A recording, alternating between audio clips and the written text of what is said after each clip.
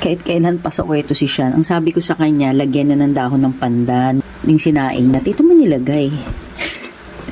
Dahon ng laurel. Kinawang adobo yung kanin namin. May libreng ulam na. Manok na lang yung kulang. Ang sabi ko sa'yo kagabi, maski masamang pakiramdam ko, sabi ko, Sean, kumuha ka ng 2 dahon ng pandan sa rep, tapos hugasan mo maigi, dahil may mga lupa-lupa yun. Paano naging pandan? Ay, paano naging laurel? Yung bay leaves na sinabi mo. Wala, Sabi lutang mo ka. pa, malapit doon sa mga kawali. Ay, wala akong sinabi. Ang sinabi, wag mo, Sean, masama lang pakiramdam ko, pero hindi ako O, bakit kailan nagkaroon ng lupa-lupa doon sa kung sabing nagkamali ako? O, mag-isip-isip ka rin, Sean.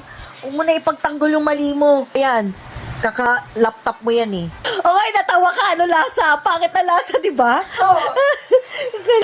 Ang pangit na lasa ka. Hindi na may laurel.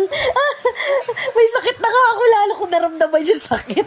Tawag-tawa siya sa akin ang gagawa niya. Naiyak tuloy ako. Ba't ka naiyak? Naiyak ka sa kakatawa?